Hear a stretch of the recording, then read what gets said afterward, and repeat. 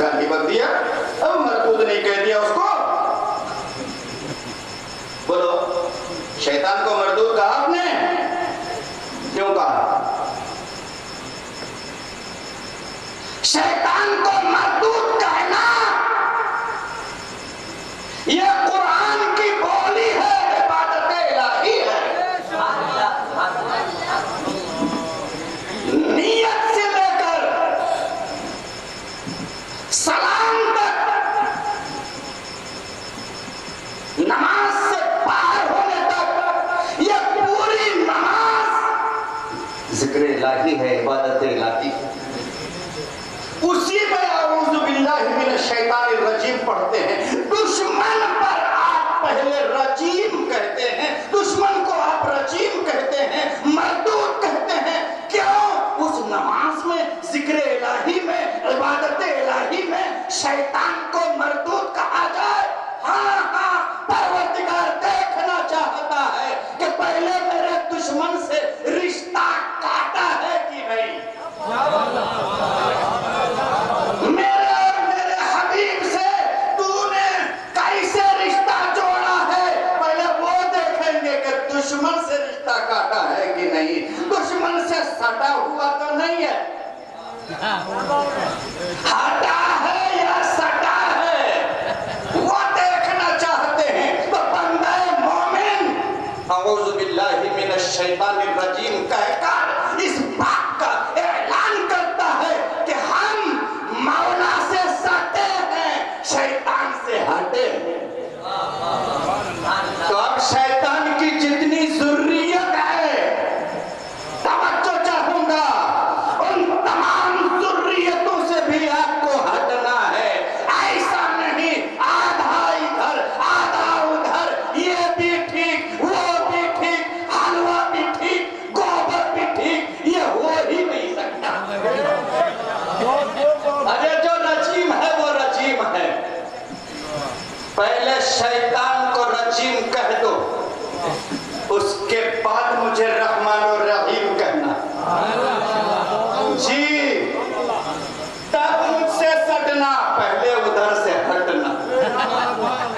شیطان سے کاٹ کے تب بارگاہ الہی میں سٹنا اور کہنا بسم اللہ الرحمن الرحیم. ٹھیک ہے صاحب، بہت اختصار سے کام لے رہا ہوں، تفصیل نہیں کر رہا ہوں میں، ورنہ میری تقریر کے لیے کم سے کم 2.5 گھنٹہ چاہیے. ہاں سن لیجئے. اور بسم اللہ پڑھنے کے بعد، اعوذ باللہ بسم اللہ پڑھنے کے بعد کیا پڑھتے ہیں؟ بولیے آپ.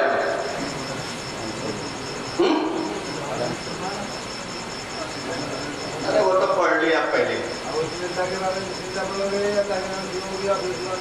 بسم اللہ پڑھ کے آپ، بسم اللہ پڑھ کے آپ کیا کرتے ہیں؟ سورہ فاتحہ پڑھتے ہوئے اس میں آپ کا بھی امتحان ہو رہا ہے کہ آپ لوگ کیا کیا کرتے ہیں، کتنا پڑھتے ہو کتنا نہیں پڑھتے. جیسے ہی بسم اللہ الرحمن الرحیم کہا، اس کے بعد الحمدللہ رب العالمین الرحمن الرحیم مالک یوم الدین ایاک نعبد و ایاک نستعین اہدنا الصراط المستقیم صراط الذین انعمت علیہم غیر المغضوب علیہم ولا الضالین. پکڑ لیا میں نے. کیا پڑھا یہ؟ ارے اللہ کی عبادت کرنے کھڑا ہوا، فاتحہ پڑھنے کھڑا ہوا ہے. بولو بھائی کیا پڑھ رہا ہے؟ بولے فاتحہ پڑھ رہا ہوں. کیوں پڑھ رہا ہے؟ کہا چکا کیوں پڑھ رہا ہے؟ قرآن سے پوچھ کے کیوں پڑھ رہا ہے؟ تھوڑا دو جملے قرآن سے پوچھ کیوں پڑھ رہا ہے. صاحب قرآن سے پوچھ. ترمذی شریف کی حدیث لا صلاۃ الا بفاتحۃ الکتاب، بغیر فاتحہ کتاب کے نماز نہیں، بغیر فاتحہ کے نماز نہیں، فاتحہ کے بغیر نماز نہیں۔ سنو اور ایک بات جو آپ کی عقل میں سما جائے وہ کہتا ہوں، قرآن کے کتنے پارے ہیں جلدی بولیے گا؟ 30 پارے ہیں نا؟ پہلا پارہ کہاں سے شروع ہوتا ہے جلدی بولیے گا؟ غلط بات، غلط بات ہے۔ ارے سورہ بقرہ سے شروع ہوتا ہے یار، الف لام میم سے۔ پہلا پارہ بولو الف لام میم، ہر پارے کے شروع کا لفظ اس پارے کا نام بنا ہوا۔ جہاں الف لام میم دیکھ لیا آپ نے کہا پہلا پارہ، سیقول دیکھ لیا آپ نے کہا دوسرا پارہ، تلک الرسل دیکھ لیا آپ نے کہا تیسرا پارہ، لن تنالوا دیکھ لیا آپ نے کہا چوتھا پارہ، والمحسنات دیکھ لیا کہا 5واں پارہ۔ ہر پارے کا پہلا لفظ اس پارے کا ایک نام بن گیا۔ تو پہلا پارہ الف لام میم سے شروع، قرآن 30 پارہ۔ اب میں پوچھنا چاہتا ہوں، آپ کی معلومات میں ہے، صرف ذرا ذہن پر زور ڈالنے کی ضرورت ہے۔ جی حضور تھوڑی سی، الف لام میم سے لے کر 30ویں پارے تک مجھے بتائے کوئی سورہ فاتحہ کس پارے کی صورت ہے؟ کسی پارے کی صورت نہیں، 30 پاروں سے پہلے پورا قرآن سمیٹ دو تو سورہ فاتحہ بنتی ہے، اور اگر سورہ فاتحہ کو کھول دو تو 30 پارہ ہو رہا ہے۔ سورہ فاتحہ اجمال ہے، پورا 30 پارہ تفصیل ہے، سمجھ رہے؟ شروع میں مولا کسی اور پارے میں رکھ دیتے نہیں، شروع میں کیوں مولا؟ تجھے معلوم نہیں کچھ لوگ فاتحہ کے منکر پیدا ہوں گے تو وہ قرآن پڑھنا چاہیں گے، 30 پارہ قرآن، اب 30 پارہ قرآن بعد میں پڑھنا، فاتحہ پہلے پڑھو۔ جب تک سورہ فاتحہ نہ پڑھو گے، الف لام میم شروع نہ کر سکو گے، تو اللہ تعالیٰ ان سے فاتحہ پڑھواتا ہے۔ اور لا صلاۃ الا بفاتحۃ الکتاب، نماز بھی فاتحہ کے بغیر نہیں۔ ارے فاتحہ پڑھنا نماز میں ضروری ہے، واجب ہے، بڑی ذمہ داری سے بول رہا ہوں، بغیر فاتحہ کے نماز نہیں، بغیر فاتحہ کے قرآن نہیں۔ ہم کس لیے فاتحہ والے ہیں؟ ہم کیوں فاتحہ پڑھتے ہیں؟ اس لیے فاتحہ پڑھتے ہیں ہمارا قرآن فاتحہ والا ہے، ہماری نماز فاتحہ والی ہے۔ سمجھ رہے ہیں؟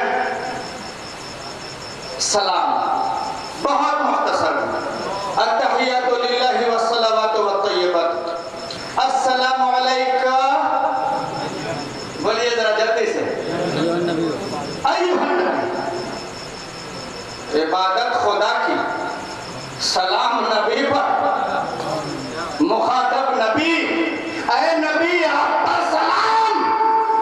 ارے وہ نمازی خدا کی بارگاہ میں ہے، خدا کی عبادت کر رہا ہے، خدا سے ہٹ کر نبی کو پکار رہا ہے، السلام علیکہ ایھا النبی، اے نبی آپ پر سلام۔ حضرت ملا علی قاری علیہ رحمت الباری اور حضرت امام غزالی رحمت اللہ تعالی علیہما وہ فرماتے ہیں کہ جب السلام علیکہ ایھا النبی کہے نمازی تو پہلے حضور کا چہرہ مقدس اپنے تصور میں سامنے لائے، سامنے لائے اور پھر کہے السلام علیکم ایھا النبی. سبحان اللہ سبحان اللہ. نبی کو نماز میں حاضر کر کے کہے سبحان اللہ السلام علیکم ایھا النبی. جی کون سی نماز لے کے پھر رہے ہو؟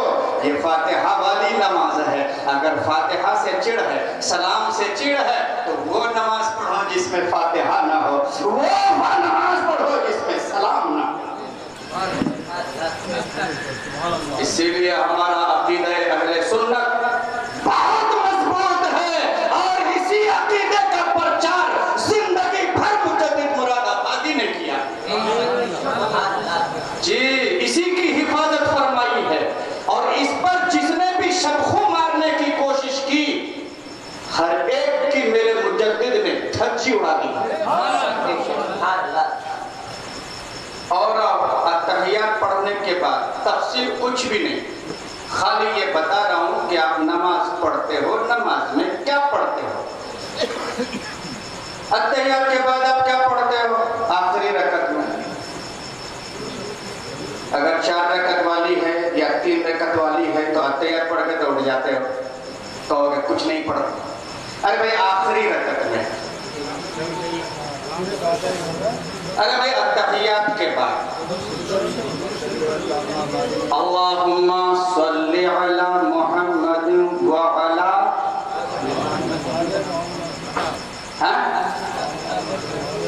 بس تقریر اپنے اختتام کو پہنچ رہے، خاص اشارہ کر اللہم صلی علی محمد وعلا. بولو بولو سب بولو، ارے آل محمد کے دیوانوں بولو اللہم صلی علی محمد وعلا آل محمد. آل محمد پر درود نہ پڑھو تو نماز مکمل نہیں ہوتی. بس توجہ چاہوں گا یہاں سیدوں کی سیادت سے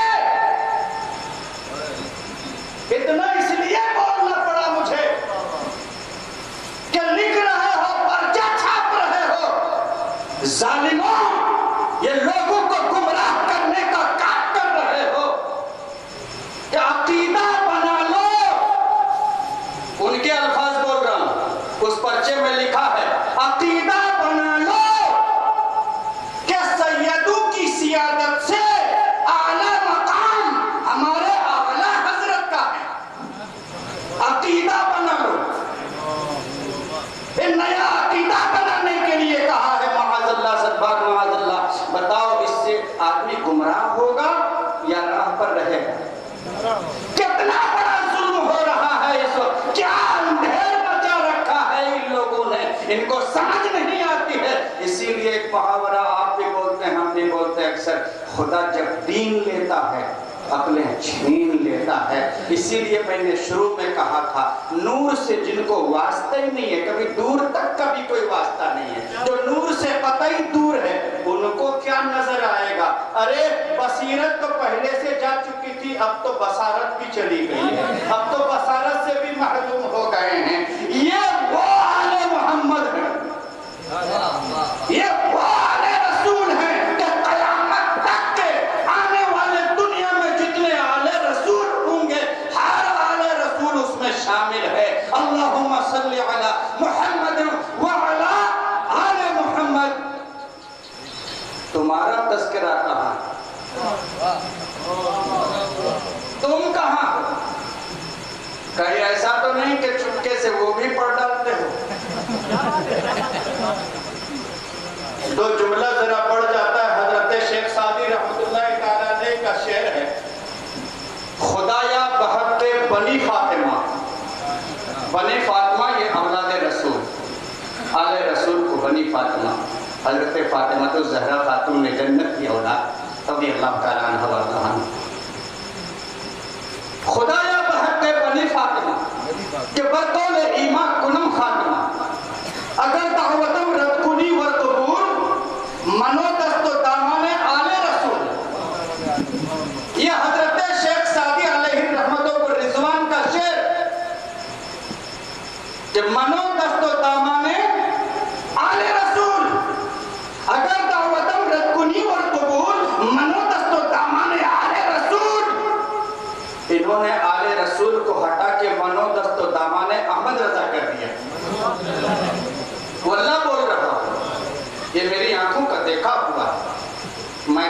ساتھ میدان مناظرہ میں رہا ہوں. سبحان اللہ. سمجھ رہے ہیں؟ دھول چٹاتا رہا ہوں. کیا سمجھتے ہیں؟ منودست و دامان آل رسول. میرا سوال تھا کہ آپ نے آل رسول کو ہٹا کر احمد رضا لکھا کیوں؟ تو کہا کہ ہمیں، جواب سنیے، کہا کہ ہمیں ان سے محبت ہے، ہمیں ان سے عقیدت ہے، محبت ہے. تو ہم نے کہا ٹھیک ہے، مسلم کہ آپ کو عقیدت ہے، محبت ہے، تو کیا بات کلیئر سمجھو؟ آل رسول سے محبت نہیں ہے. کیا بات ہے؟ بہت بہت بہت. آل رسول سے محبت نہیں ہے. اگر آل رسول سے محبت ہوتی تو آل رسول کو ہٹاتے نہیں اور احمد رضا سٹاتے نہیں. بات کلیئر ہو رہی ہے نا؟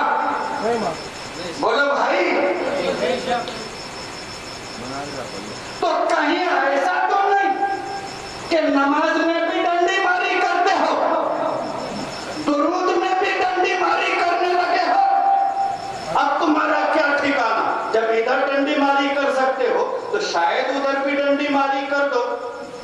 اللہ تعالیٰ ایسی خباثت سے بچائے، ایسی بےہودگی سے بچائے، ایسی بدتمیزیوں سے بچائے. ارے یہ آل رسول ہیں، تم لاکھ ان کے مقام کو نیچا کرنا چاہو، لیکن نماز میں رکھ کر پروردگار نے قیامت کی صبح تک کے لیے ان کو اونچا کر دیا ہے. میرا مجدد بہت اونچا ہے، اتنا اونچا ہے، اتنا اونچا ہے کہ آج کے، جملہ دے رہا ہوں، آج کے بڑے بڑے تاج الشریعہ کہلانے والے